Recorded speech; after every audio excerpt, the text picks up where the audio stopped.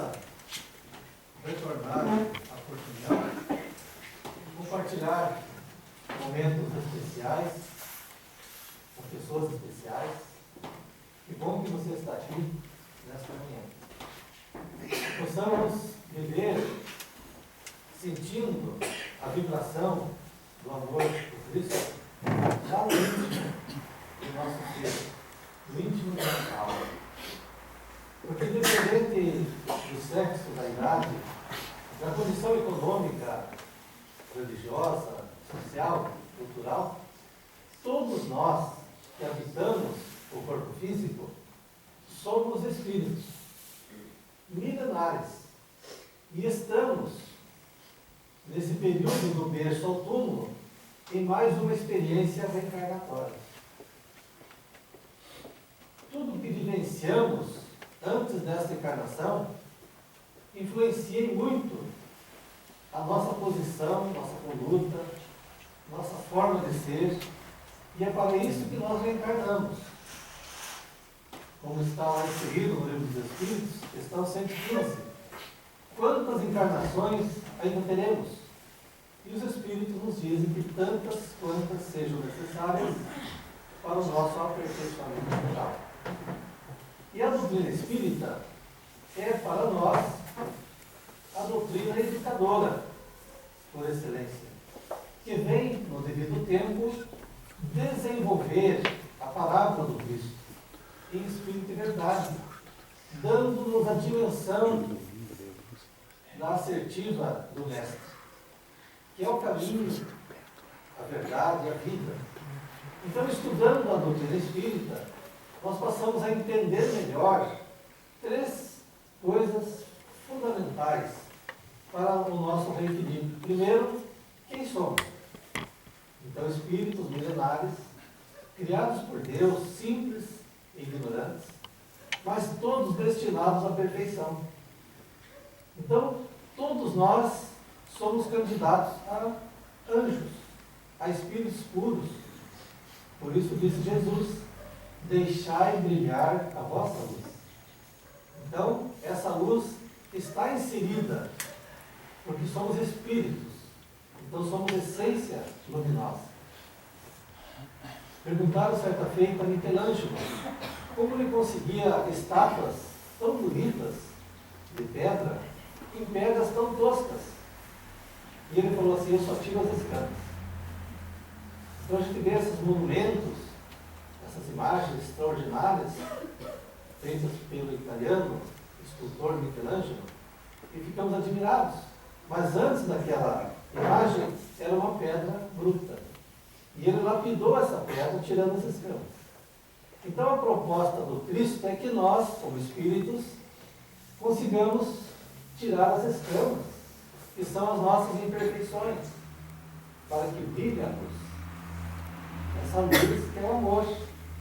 Não o amor no sentido vulgar do termo, mas esse sol interior que reúne em seu ardente foco todas as aspirações humanas e todas as revelações sobre-humanas.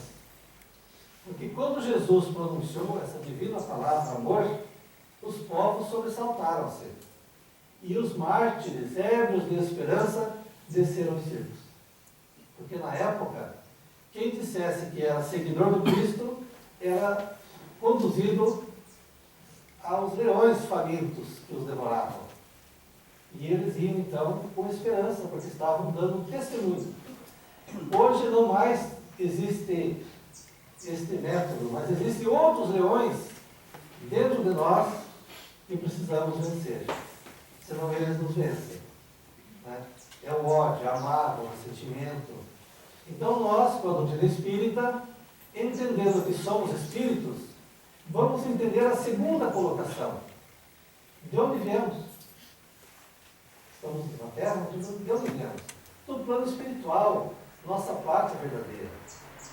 Tudo que encontramos aqui ao chegar e deixarmos ao partir, não nos pertence, é apenas um empréstimo. Inclusive o corpo físico. Essa máquina divina, na visão do André Luiz, lá no livro Missionários à Luz, ele diz que o nosso corpo é uma máquina divina. E realmente é. de uma sementinha, do espermatozoide, que se une ao óvulo, começa ali um mecanismo similar. Nós não conseguimos entender adequadamente. Formando, depois de 9 meses, um corpo com 3 trilhões e 600 bilhões de células. E que a cada 7 anos todas morrem e se renovam. Então, quem está aos 21 anos, né? Eu já estou com 21, né? Já passou por 3 vidas celulares. Olha que extraordinário. Mas a gente não percebe isso, porque ele é um mecanismo natural da natureza. E onde está o comando divino disso tudo? Né? Isso que é extraordinário. Aquela semente que coloca-se na cova escura, parece uma semente morta. Logo mais surge ali uma planta verdinha, trazendo alimento para o nosso corpo físico.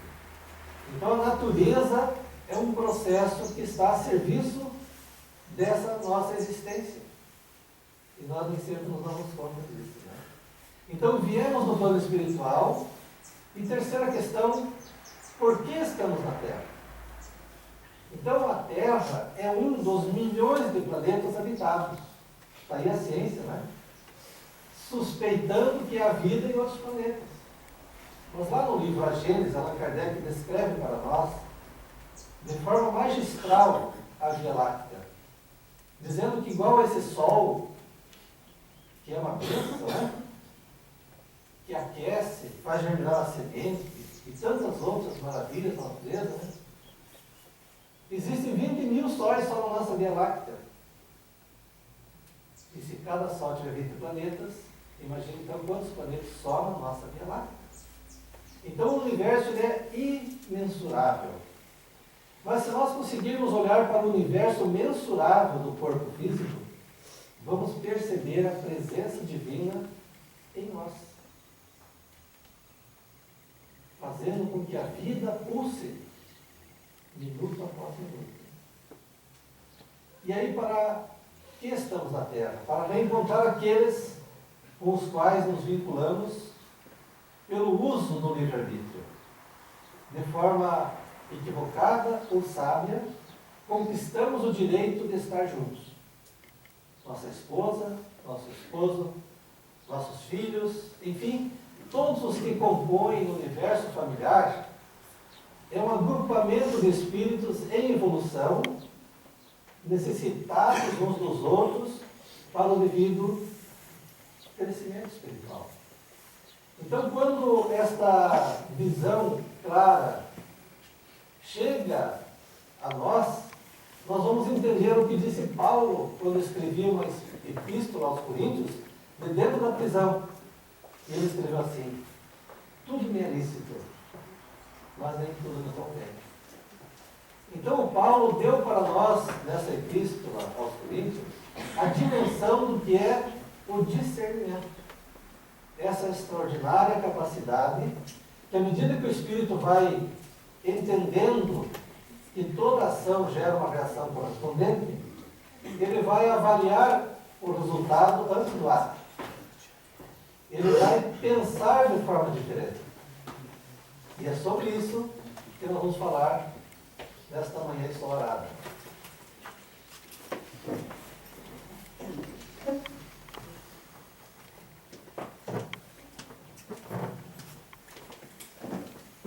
Nos últimos anos, eu venho fazendo muitas reflexões sobre o ato de pensar.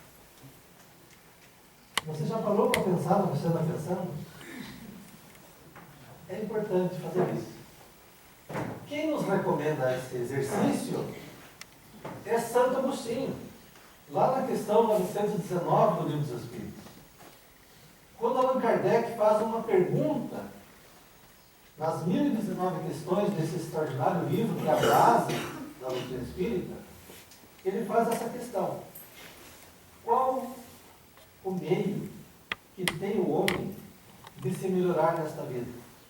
Já que o objetivo nosso é nos melhorarmos, e quando ele fala homem, ele está falando ser humano, né? Aí aparece uma resposta. Um sábio da antiguidade já nos disse: conhece a ti mesmo. Realmente, esta frase está escrita na entrada de um oráculo no templo de Ésopo, na antiga Grécia. Conhece a ti mesmo. E quando Sócrates chegou para orar nesse oráculo, aquele tempo não tinha centro espírita assim como temos hoje, né? Era na pedra, fazia-se um corte e lá era um oráculo, lá ia se orar. Então, quando Sócrates leu aquela frase, a partir daquele momento, ele dedicou a vida inteira dele a falar para os jovens a importância do ato de pensar, para que os jovens pudessem crescer amadurecidamente e não alienados. E aí ele incomodou as autoridades da época, porque não interessava, na época, que os jovens pensassem, que o jovem fosse crítico, que os seres humanos avaliassem os atos dos governos. Naquela época, 400 anos de Cristo, isso não interessava. Interessante essa reflexão. Será que hoje interessa? Mas então Sócrates foi condenado a beber cicuta, porque ele era prejudicial aos interesses governamentais. E o discípulo dele, Clídon, um dia antes que ele teria que tomar a cicuta, chegou para o mestre e disse assim: Mestre, abdica dessas ideias e estarás livre. Lembra dos cristãos? Eles desciam as arenas e defendiam o ideal do Cristo. Há 400 anos de Cristo, Sócrates defendia a ideia do pensar consciente. E aí o Sócrates falou assim: mas, Clídon, você me decepciona. Passei vários anos explicando para você e você não entendeu nada. Se eu abdicar dessas minhas ideias, aí estarei preso aos condicionamentos humanos. Então, essa resposta foi dada para Allan Kardec na questão 919, que a forma de se melhorar nesta vida é conhecer-se a si mesmo. Aí então, Allan Kardec desenvolve uma outra questão complementar. Reconhecermos a sabedoria desta máxima. A dificuldade, porém, está em cada um conhecer-se a si mesmo. Porque os olhos estão para frente, né? Então a gente quer conhecer o outro, quer ter um comportamento, olhando para o outro, não é? Quando eu falo assim, você é culpado, tem 3 dedos apontando para mim, ó, tá vendo? Até a anatomia física faz com que a gente pense, né? Cristina, você, Cristina. Não, mas tem 3 para cá, então eu tenho que olhar para mim. E aí aparece um espírito que foi um dos que colaborou com Allan Kardec na elaboração da obra O Livro dos Espíritos e de toda a codificação. Chama-se Santo Agostinho. E ele diz assim: fazei como eu fazia quando vivi na Terra. Ao fim do dia, não é no começo não, hein? Ao fim do dia, eu dialogava com minha consciência. Eu passava a revista tudo que eu fizera naquele dia. Se eu teria feito ao próximo o que eu desejara que o próximo me fizesse. Se eu teria deixado de fazer algo que, se feito por outro, eu condenaria. Olha que fantástico isso, né? Se o outro estiver fazendo alguma coisa, eu condeno. Mas e se eu estiver fazendo aquilo? Então, Santo Agostinho dá essa dimensão do que seja o autoconhecer-se. Eu perguntava a mim mesmo se eu não teria deixado passar alguma oportunidade de ser útil.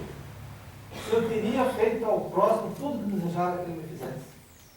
Foi assim que, ao final da minha existência, eu pude ver que a soma de acertos era muito maior do que a soma de erros.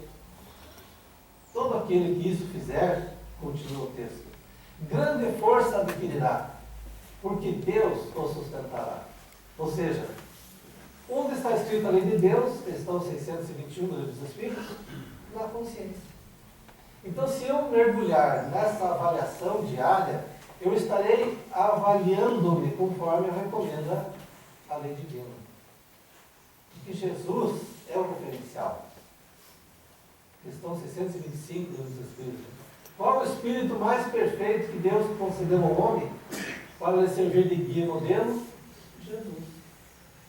Então, meus irmãos, Nós vamos falar agora sobre o ato de pensar. Disse o mestre: orai e vigiai, para não cair em tentação. Mas vigiar aonde? No pensamento. Nós temos um material riquíssimo de um espírito chamado André Luiz, e fomos buscar nesta obra, são 16 livros. Nós não precisamos ler todos eles, né? Leia até o terceiro, que já está bom. O primeiro é Nosso Lar. Onde André Luiz vai descrever a sua chegada no plano espiritual. Aquele período do umbral, meus irmãos, significa passagem. Por exemplo, os umbrais da casa espírita é aquela porta e essa aqui, né? O umbral, a passagem, né? Vocês venceram o umbral, né? Passaram pela porta. E a porta mais importante do centro espírita é a porta, né? Vocês passaram por ela.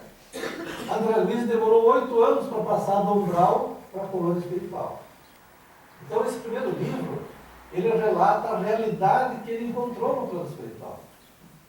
E preocupado conosco, que estamos em trânsito e indo para lá, ele manda nos 16 livros. Então, o primeiro é o Nosso Lar. Segundo, os mensageiros. Lá no capítulo 2, ele vai falar do centro de mensageiros, onde se prepara as encarnações. E depois que ele ouviu falar que partem de lá milhares de pessoas preparadas para tarefas importantes aqui na Terra, né, para missões de renovação, de reparação, na educação, nas artes, na ciência, ele disse assim: então, os trabalhos na Terra devem estar muito adiantados, já que partem tantos para lá preparados para o trabalho. E aí, então, Aulos diz para ele: você não ponderou, André, que saem daqui milhares preparados, mas poucos efetivamente executam a tarefa. Muitos chafurdam-se em buscar recursos e riquezas materiais, esquecendo do objetivo principal. Outros tantos se degradeiam pelo ego inflado e não se harmonizam para a realização do trabalho. E ele vai dizendo uma série de comportamentos que quando a gente lê, a gente pensa assim: não, onde é que eu estou aqui? Como é que eu estou aqui? Né? E a gente passa então a se conhecer nos relatos desse capítulo 2. Mas é no terceiro livro, Missionários da Luz, que nós vamos buscar esse material riquíssimo para nossos dias sobre material psíquico, ou podemos dizer substância psíquica. Né? Então vamos lá. O que é o pensamento? Lá no Livro dos Espíritos, na questão 23, Allan Kardec desenvolve de que é um atributo, é uma faculdade do espírito. Ou seja, então não é o corpo que pensa, é o espírito que pensa. Então, eu não vou dizer o meu espírito, eu vou dizer o meu corpo, porque eu sou o ser pensante, que temporariamente está no corpo físico. Tá?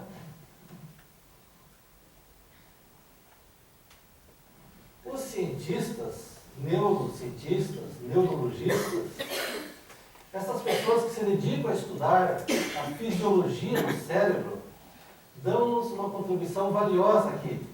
Por exemplo, aqui um professor de neurociência, muito conhecido em São Paulo, que após 20 anos de pesquisas, ele escreveu um livro sobre o cérebro. 20 anos de pesquisas. Então, merece crédito, né? A unidade neural do pensamento são nossos neurônios. Então, nós temos neurônios. Vamos ver o que são isso. E o conjunto de neurônios, ou a rede neural, são os responsáveis por influenciar nossos comportamentos e por produzir processos cognitivos, como raciocínio, abstração, memória, atenção, entre outras funções. São as chamadas sinapses neuronais. Nós temos, em média, 100 bilhões de neurônios. É bastante. Num corpo de 3 trilhões e 600 bilhões de células, concentrados aqui na caixa torácica.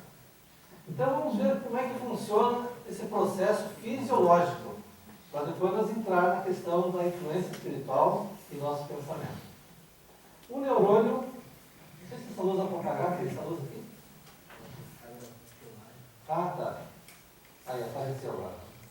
Então existe uma comunicação nervosa entre o neurônio pré-simpático e o neurônio pós-simpático. Então esses 100 bilhões se dividem desta forma. E as sinapses é justamente os impulsos elétricos acionados pelo pensamento. Aqui está então mais ou menos a figura do neurônio, parece um caranguejo assim, né? Aqui está ampliado 1000 vezes. Então, o neurônio é bem diminuto. Imagine 100 bilhões de neurônios aqui dentro, então tem que ser bem pequenininho. Então a sinapse é quando há um comando. Por exemplo assim, como é que está a sua mãe?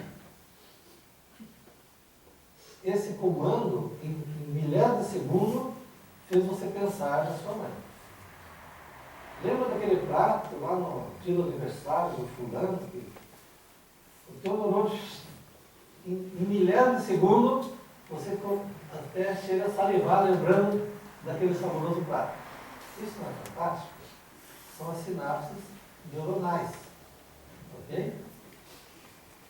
Aí vem Allan Kardec, na questão 459, e pergunta assim: influem os espíritos em nossos pensamentos e em nossos atos? Será que os espíritos fora do corpo têm essa faculdade de influenciar, ali, ó, muito mais do que imaginais? De ordinário, ou seja, habitualmente, são eles que nos dirigem. Isso é grave, meu senhor. É gravíssimo para o nosso ato de pensar. Se nós não pensamos no que andamos pensando, se nós não fazemos a nossa reflexão diária para avaliar o nosso comportamento, a nossa conduta, que muitas vezes pode não ser nossa. Muitas vezes as reações, Emmanuel, no livro Palavras de Emmanuel, diz assim que nós reagimos muito e agimos pouco. Então nós precisamos agir mais e reagir menos. O agir está ligado com o ato de orar, oração. Oração. Ora é de fala, e são é de ação, né?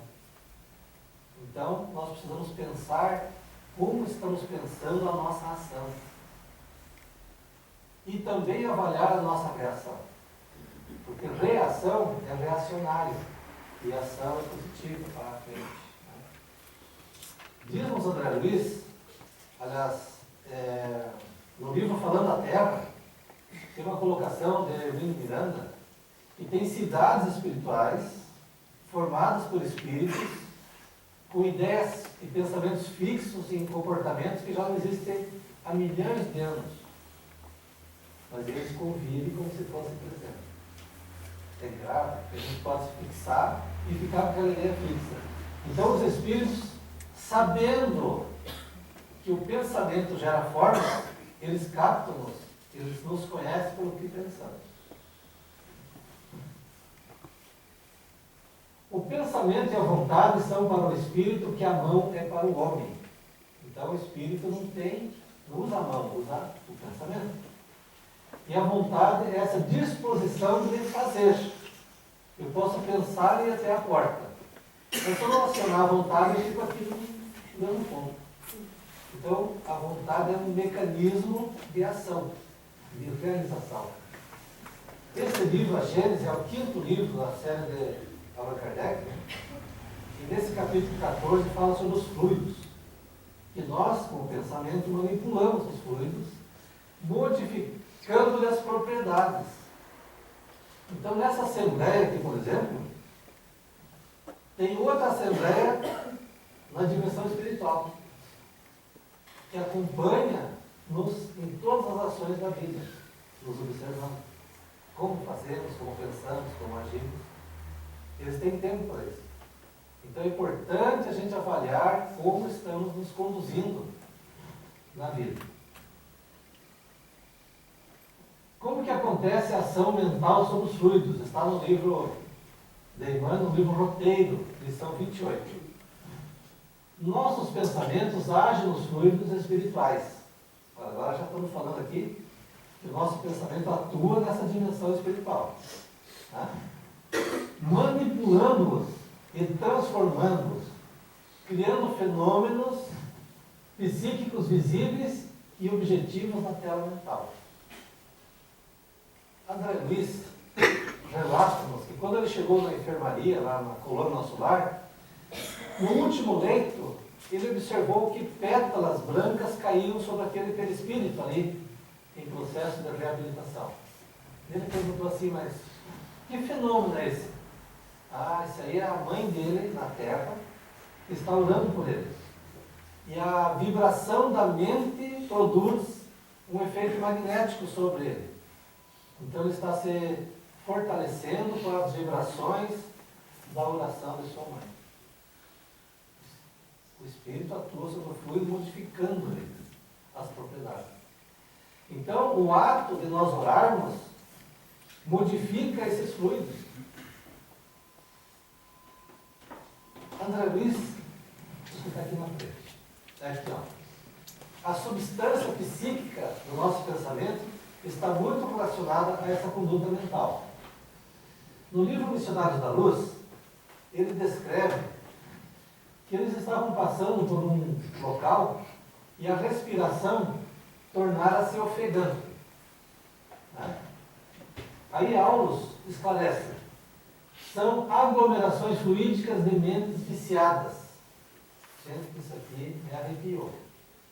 São aglomerações fluídicas de mentes viciadas, encarnadas e desencarnadas, que fixadas em quadros mentais negativos, formam uma simbiose doentia.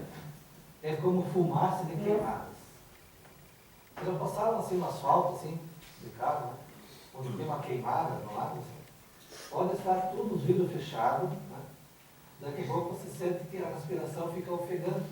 Então ele usa esse exemplo para explicar a condensação fluídica de mentes encarnadas e desencarnadas que formam uma simbiose, ou seja, uma ligação de afinidade vibracional. E aí formam essas camadas.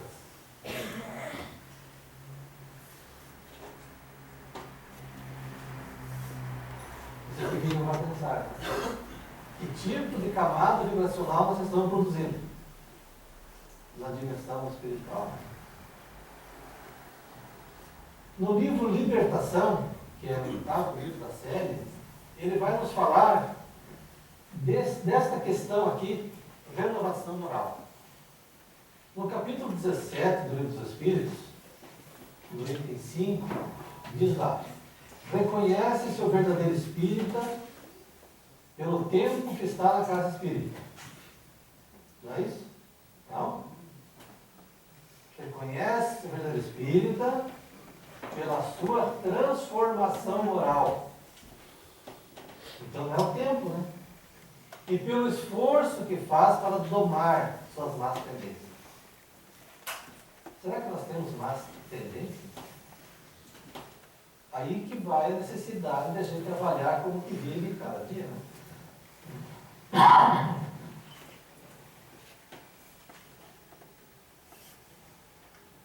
E aqui ele vai dizer que a única via, não é uma das vias, é a única via para a liberdade consubstanciada na paz do Espírito.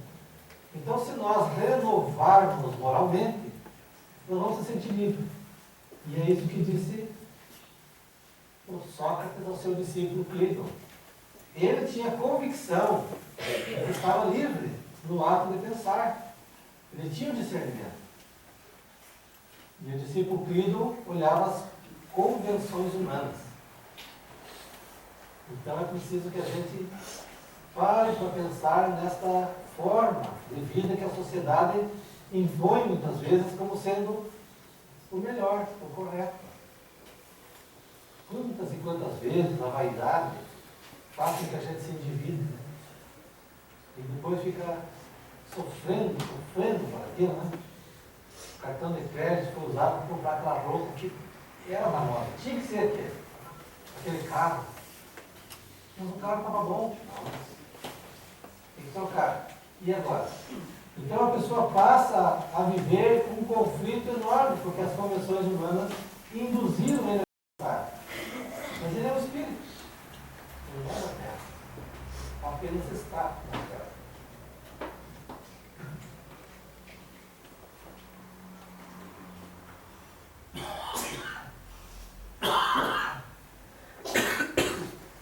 Já me antecipei aqui, reconhece o verdadeiro espírita. Então essa questão de ser ou estar é muito importante pensar. Nós somos espíritos e estamos na Terra. Então, nesse processo dessa escola abençoada, é que nós estamos aqui para aprender a ser melhor. Se nós conseguirmos ser hoje um pouquinho melhor do que fomos ontem, e amanhã um pouco melhor do que fomos hoje, ótimo. Estaremos crescendo espiritualmente. E na sequência, Allan Kardec diz assim, ó, os bons espíritos simpatizam com os homens de bem, ou suscetíveis de se melhorarem. Então, aqueles que já estão acordando e querendo melhorar-se, vai ter apoio dos bons espíritos. Os espíritos inferiores se simpatizam com os homens viciosos ou que podem viciar-se. Então, é a vigilância. Se eu estou em vigilância, eles estão me observando e poderão me induzir ao vício. Daí seu apego resultante da semelhança de sensações. Então o semelhante atrai o semelhante nesse processo de crescimento espiritual. Se eu quero ter a companhia dos bons espíritos, não adianta eu me ajoelhar em cima de grão de milho, submeter meu corpo, como a gente vê assim, né, certos costumes, né? Martirizam-se, batem seus próprios corpos até sangrar, mas se não mudar a forma de pensar, de agir, não vai adiantar. Então, é um processo de educação que nós estamos vivenciando. Educar os sentimentos, educar a vontade, educar o pensamento. 3 alavancas poderosas. Porque se eu pensar construtivamente, se a minha vontade de servir for intensa, nobre, o meu sentimento vai se melhorar, se modificar. Este Abraham Maslow, talvez muitos já leram esse livro, chama-se Pirâmide das Necessidades. Eu trouxe aqui para fazer um comparativo com Joana de Ângeles, que no livro Ser Consciente aborda, numa visão espiritual, o que Maslow concluiu no seu estudo da realidade social humana. 40 anos esse homem levou para escrever esse livro. Ele foi pesquisando em vários países, em vários segmentos econômicos, sociais, para concluir isso daqui. Então ele diz que na base da pirâmide estão aquelas pessoas que se satisfazem fisiologicamente no ato de respirar, comer, tomar água, procriar, dormir. É um processo fisiológico. Na segunda camada da pirâmide estão as pessoas que, além de fazer essas coisas, pensam em ter segurança. Então elas buscam segurança do corpo, do emprego, de recursos, da moralidade, da família, da saúde, da prosperidade. Então, segurança do emprego. Então ele já está começando a dominar suas emoções. Porque se um colega de trabalho chegar e bater nele, ele não vai bater no colega. Porque ele está pensando já na segurança do emprego. Perceberam? Os que estão aqui embaixo vão bater na hora. Bateu, levou. Ele não está pensando em manter o emprego. Ele ainda está na fase fisiológica. Né? Depois vem a questão do amor e relacionamento. Então a pessoa já, além de fazer as duas coisas, quer construir amizades. Ele já se preocupa assim com o seu relacionamento social. Ele já valoriza a família. Ele já não vai mais para a promiscuidade sexual. ele passa já a intimidade, ele passa já a viver uma vida mais regrada. Perceberam como?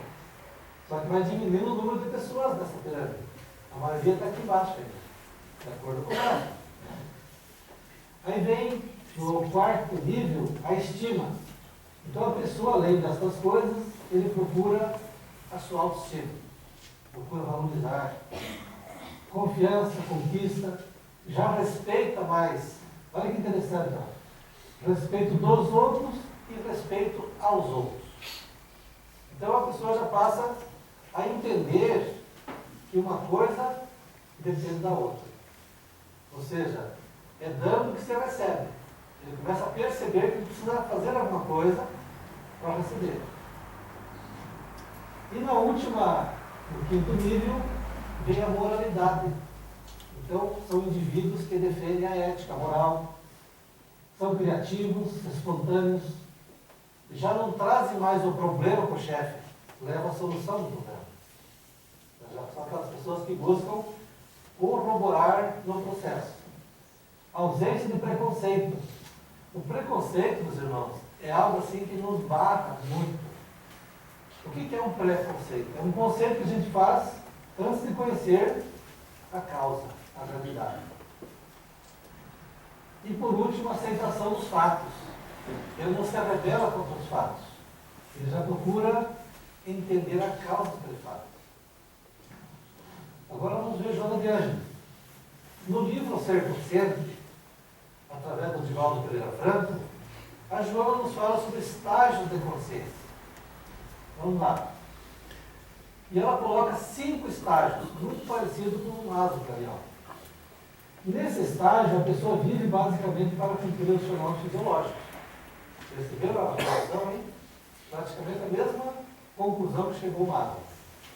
Comer, dormir, reproduzir-se, atender aos prazeres sensoriais, vinculados ao ego. Nesta fase, a pessoa quer ser servida. Ele dificilmente se preocupa em servir. No outro nível, 2, subindo agora, consciência de sono com sonhos.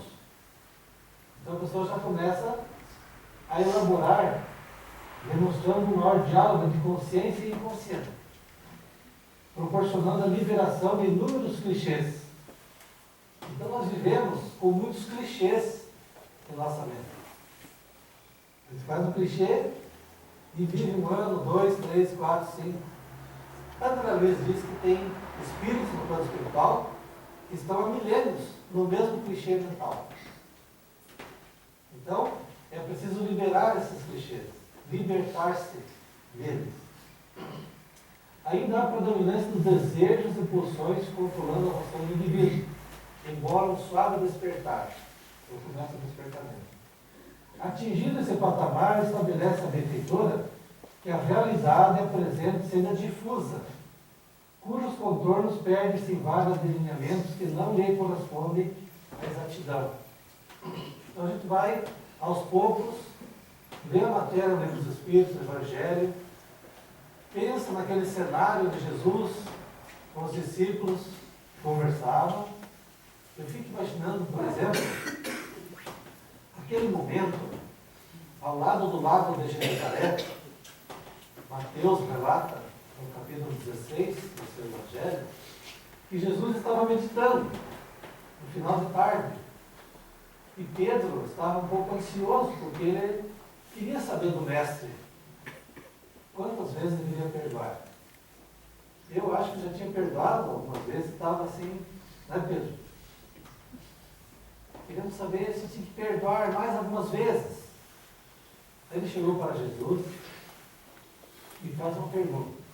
Eu me imagino eu imaginando lá.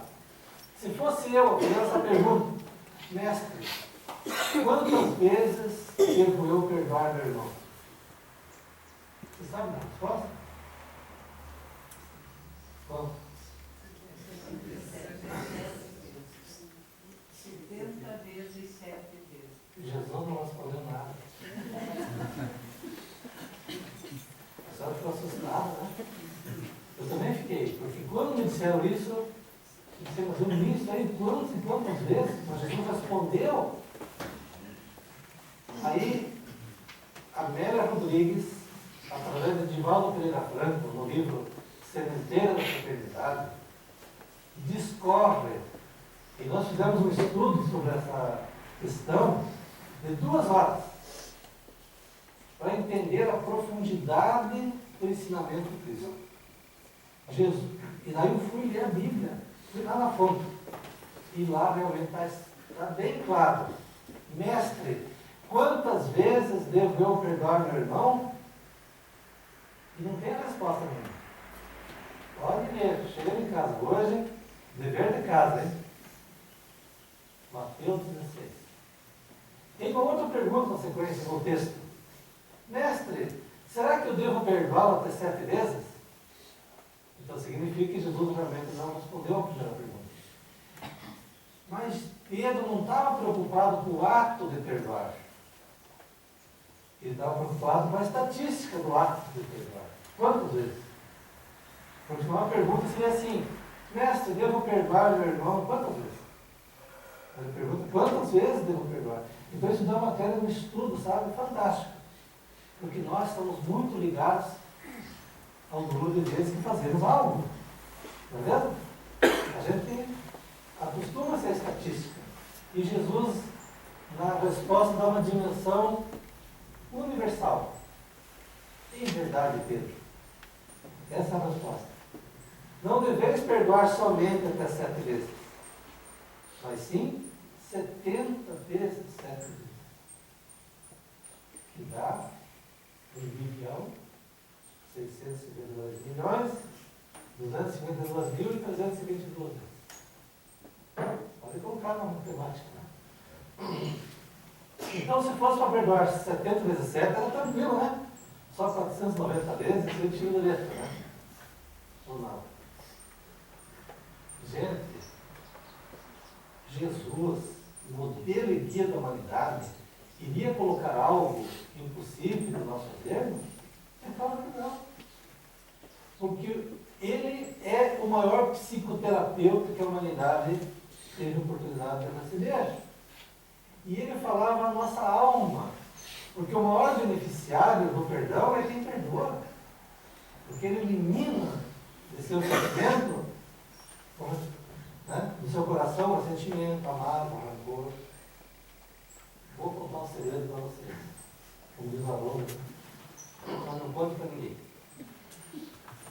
Viveu no México, no século X ao século XIII, um povo que se chamava Toltecas, antes dos astecas. Se chamava Toltecas. Isso está no livro 4 Compromissos, escrito por Dom Miguel Ruiz. E eles tinham, então, que se vivessem observando os 4 compromissos, seriam felizes. Primeiro compromisso: que a sua palavra seja impecável. Fácil, né? Falar só aquilo que constrói, só aquilo que é verdadeiro, que não vai denegrir a imagem de quem está ausente. Né? Então esse livro vai disseminar para nós o que é a palavra impecável, que Jesus se refere quando diz que a boca fala do que está cheio do coração. Para que a gente possa avaliar o que está no coração, o que está saindo na palavra. Minha mãe dizia que passam as 3 peneiras. Né? Tudo que se for falar, passa as 3 peneiras. Primeiro, se é verdadeiro. Né? Segundo, se aquilo é útil, se vai beneficiar alguém. Muita coisa não passa. Né? Não sabe se é verdadeiro? Tem que ser verdadeiro. Segundo compromisso dos Toltecas: nunca leve nada para o lado pessoal. Porque a pessoa que está falando pode estar fazendo uma catarse, ela pode estar falando algo que no seu íntimo há um conflito muito grande. Então não leve para o lado pessoal. Ela está te dando a oportunidade de se conhecê-la. Olha, imagine uma esposa, ou um esposo, né? Chega para o cônjuge e descarrega. Né? Se ele não levar para o lado pessoal, ele vai ajudá-lo. Mas se ele levar para o lado pessoal, vai manter ali, vai criar uma barreira. Um filho nora, com a sogra, a segunda mãe. Então esse relacionamento assim, não é para o pessoal. Avalie. Terceiro compromisso dos toltecas. Nunca tire conclusões precipitadas. Isso não acontece aqui em Portugal, né? Mas eu já fui em cidades em que as pessoas ouvem pela metade o que o outro está dizendo e antes do outro concluir já tira uma conclusão. Então vai ser precipitado, quer dizer, não deu tempo de avaliar aquilo. Então, ouça até o final. Antes de concluir, faça perguntas ao outro, né? Será que eu ouvi direito o que você falou? Porque às vezes nem tudo o que eu penso eu falo. Nem tudo o que eu falo você entende, né? Não é verdade? Eu penso muita coisa e não falo. Muita coisa que eu falo você não entende. Então é preciso não tirar conclusão precipitada. E quarto compromisso, empenhe-se ao máximo no que estiver fazendo. Não importa o que seja. Um simples tarefa até um complexo compromisso, empenhe-se. Faça aquilo com amor. Então isso levou os toltecas a viver uma vida equilibrada, em harmonia na sociedade. Era um povo feliz. Então é por isso que ela diz aqui, que atingindo esse patamar, estabelece a Escritura que a realidade apresenta-se ainda difusa. Então, com todos esses cuidados, a realidade pode ser difusa, mas cujos contornos perdem-se vários delineamentos que não lhe correspondem à exatidão. Então é necessário que nesse estágio de despertamento da consciência, a gente observe isso. Aqui o consciência de sono acordado começa a identificar as coisas. A determinação pessoal, aliada à vontade, conduz o ser aos ideais de enobrecimento.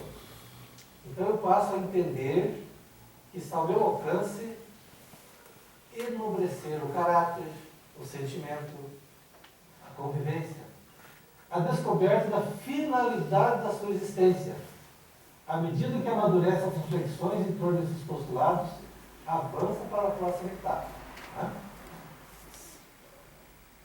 Sobre finalidade da existência, me caiu nas mãos, dias atrás, um livro muito interessante de um escritor, um psicólogo, que esteve no campo de Auschwitz, na Polônia, durante a Segunda Guerra Mundial. Ficou lá 5 anos. O nome dele é Viktor Frankl. E esse livro me chamou a atenção para uma coisa muito interessante. O que a Joana está dizendo ali, ó. Será que nós sabemos qual a finalidade da nossa existência? Então ele diz que muitos daqueles soldados e prisioneiros iam para o campo de queima, né? No gás. Uns iam cantando, outros iam chorando. Mas muitos que sabiam que amanhã era o dia se suicidavam hoje. E muitos se escaparam desses campos, porque oravam. É muito interessante esse fator. E estes que oravam, muitas vezes eram tirados para os trabalhos que os comandantes queriam. Né? E ele foi um deles, o tempo todo orando. Então, a couraça vibracional que formava-se em torno deles, dava a eles a finalidade da existência. Eu preciso viver. Tem alguém me esperando lá fora. Então é muito importante esse despertar da consciência para a finalidade da nossa encarnação. Por que será que essa pessoa está comigo, né? Por que será que eu reencarnei aqui nesse meio, aqui em Portugal, com essas pessoas? Parece que se eu tivesse nascido no vizinho seria melhor, né? Não, eu estou e preciso estar. Por isso disse Jesus, brilhe a vossa luz, onde estiver, faça florescer. E aqui o quarto estágio, transcendência do eu. Nesse momento, o ser desidentifica-se da persona, do coletivo, e deixa-se conduzir pelo self. Nós temos o ego, que é o interesse pessoal, e o self, que nos faz pensar no bem do próximo. Quantos homens e mulheres entregaram suas vidas, a vida do ego, por ideais que vieram a beneficiar toda a humanidade? Tem vários exemplos na história humana. Eu peguei aqui o de Gandhi. Gandhi, Mahatma Gandhi, tinha uma filosofia. Ele pensava que uma pessoa pode viver em paz. Ele tinha essa convicção de que se uma pessoa vivesse em paz, ia influenciar na paz da outra pessoa que vive. Duas pessoas em paz, imagine um casal, né? Vivendo em harmonia e paz, influenciariam no conjunto familiar. Uma família no bairro, na cidade, no estado, na nação, e uma nação em paz poderia influenciar na paz do mundo.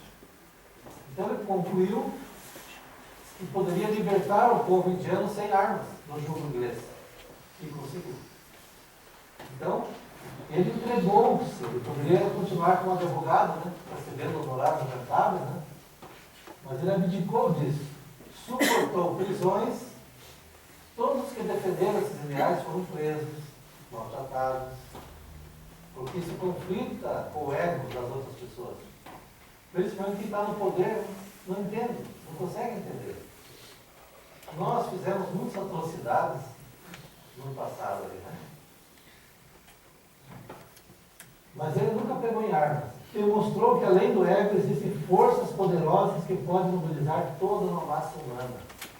Existem forças que podem mobilizar toda uma massa humana. E o último estágio que a Joana vai falar para nós é a consciência cósmica. Nesse nível o ser atinge a perfeição. É o que disse Jesus, né? Eu e o Pai somos um. Então, a dimensão cósmica, não é que eles são a mesma individualidade, mas não tem aquele amigo assim que você pensa e já fala? Aquele casal assim que tem uma sintonia extraordinária? É isso. Então, no nível vibracional semelhante. Então, pensa que eu já estou falando. Tá? Então, essa consciência cósmica é o destino de todos nós. Alguns vão demorar mais tempo, outros menos tempo. Eu calculo 5 milhões de milênios para mim. Então, a Joana, aliás, aqui é o André Luiz que está falando. No sistema nervoso temos o cérebro. Ele diz que é um prédio de 3 andares, comparativamente, assim, didaticamente falando. Né? No primeiro, é os nossos impulsos automáticos. É o instinto praticamente determinando. Você consegue pensar, por exemplo, em determinar as pulsações do coração? O funcionamento pulmonar, o sistema digestivo, não tem como. Isso é automático, porque está no sistema fisiológico. Né? No segundo, é o domicílio das conquistas atuais, ou seja, o nosso consciente, que nós estamos aprendendo nessa encarnação. E no terceiro, a casa das noções superiores. Então, nos planos dos lobos frontais, silenciosos ainda para a investigação científica do mundo, jazem materiais de ordem sublime, que conquistaremos gradualmente, no esforço de ascensão, representando a parte mais nobre do nosso organismo divino em evolução. Então, existem materiais aguardando o nosso uso. Está à nossa disposição. Por isso que há um momento que Jesus, vós sois deuses. No sentido de potencializarmos esses recursos. Sublimes. À disposição. Tem um livro muito extraordinário de... o nome se chama Um Gigante Deitado. Não sei se vocês já leram. Onde o autor diz assim que é o herdeiro do universo. Ele esteve em Mafra, fez a última palestra dele na atual encarnação. Né? Foi muito interessante. Quando entraram com ele no auditório, eu fiquei com pena dele. Ele era tetraplégico. Estava numa cadeira assim. E ao final eu fiquei com pena de mim. Porque ele falou de um jeito de Deus, do Cristo e de nós, que é impressionante. Eu estou lembrando o autor, eu já não estou lembrando. Jerônimo Mendonça, por isso que eu estava lá junto, me ajuda a lembrar. Jerônimo Mendonça, no livro Um Gigante Deitado, ele escreve para nós sobre Deus de uma forma magistral. E se nós tivéssemos essa conexão, ele fala, né, de pensamento com a divindade, superaríamos todos os nossos conflitos, nossas dificuldades. E Jesus diz: vinde a mim, vós todos que estáis aflitos, sobrecarregados, eu vos aliviarei. Só que a gente não dá esse passo, né? A gente fica no nosso mundo de sofrimento, dificuldades. Então ele dá uma dimensão que seja numa cama, dependendo de tudo, mentalmente conectado com Deus. Santo Andrés, no capítulo 3, Missionários da Luz, vai nos falar sobre qualidade psíquica. Tudo que pensamos, sentimos, desejamos, olha que grave isso, né? Tudo que pensamos, sentimos, desejamos, falamos e fazemos produz energia. Olha o poder do pensamento, né? Produz energia. A qualidade depende da condição moral. Pode ser energia sublimada ou energia deficiente, viciada, doente. Olha que extraordinário isso daqui, ó. A abelha fabrica o mel, a serpente produz o veneno. É uma questão de escolha, ser abelha ou ser serpente. Cada ser com sua criação, cada produto com sua natureza e finalidade, podendo ser alimento e saúde ou doença e morte.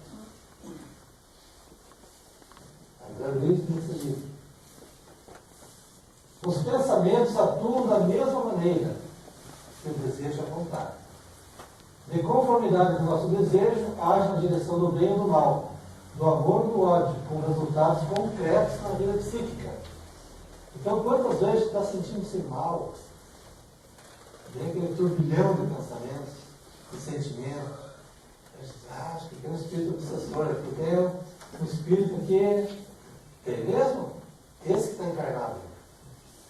Porque na maioria das vezes nós nos obsediamos. Está lá no livro Obsessão, da Sonia Carla Schubert. Né? Quantos processos de auto-obsessão? Parece incrível, né? Nós nos auto-obsediamos, mas é verdade. Porque não disciplinamos o pensamento. Não educamos o sentimento. Não pensamos antes de falar. E nos auto-obsessamos. E aí está, para nós, o caminho, a verdade e a vida. Amai-vos uns aos outros como eu vos amei. Que Ele continue nos abençoando, nos fortalecendo, para que possamos ser melhor com nossos Deus, com nossos familiares, nossos amigos, enfim, enquanto estamos encarnados, vivendo melhor e nos preparando, porque uns daqui a 20 anos, outros daqui a 50, não sei quando, retornaremos, e que possamos chegar lá, não de mãos vazias. Muito obrigado.